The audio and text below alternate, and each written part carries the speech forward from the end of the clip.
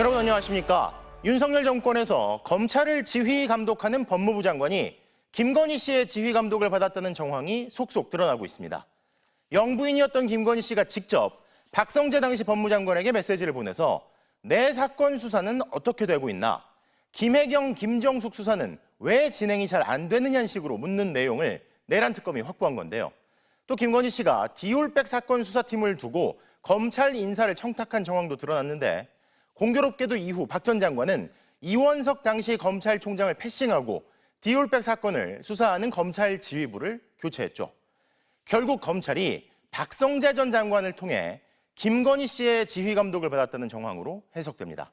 첫 소식 구나연 기자의 보도입니다. 지난해 5월 김건희 씨의 디올백 수수 의혹과 도이치모터스 주가 조작 의혹을 수사하던 서울중앙지검의 지휘부가 갑자기 바뀌었습니다. 이원석 당시 검찰총장이 중앙지검에 디올백 사건을 전담할 수사팀을 구성하라고 지시한 지 12일 만에 박성재 당시 법무부 장관이 송경호 지검장, 김창진 1차장, 고형곤 4차장에 대한 인사를 단행한 겁니다. 어제 단행된 검사장 인사는 제가 이에 대해서 더 말씀드리지 않겠습니다. 이후 김건희 씨는 검찰이 직접 제3의 장소로 찾아오는 특혜성 방문 조사를 받은 뒤 무혐의 처리됐습니다. 그런데 내란 특검이 미심쩍었던 검찰 인사에 김건희 씨가 연루됐을 가능성을 새롭게 포착했습니다.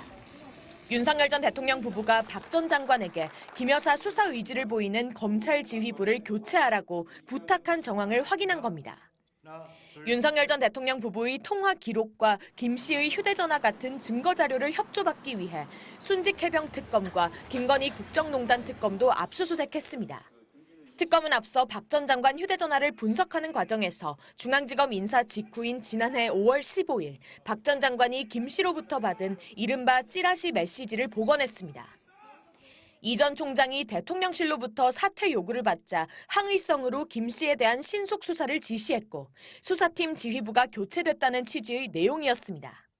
또 특검은 김건희 씨가 내 수사는 어떻게 되고 있나, 김혜경, 김정숙 여사 수사는 왜 진행이 잘 안 되느냐는 취지의 메시지를 보낸 것도 확인했습니다.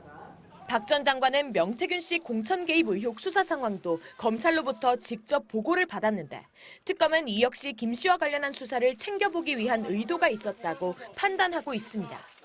내란 특검은 김 씨의 사법 리스크를 계엄 선포의 동기 중 하나로 판단하고 박 전 장관도 이를 몰랐을 리 없다고 의심하고 있습니다.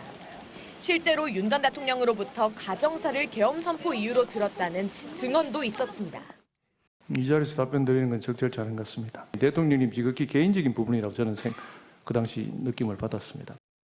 특검은 압수수색으로 확보한 자료를 토대로 혐의를 보강해 이르면 다음 주 박 전 장관을 재판에 넘길 계획입니다.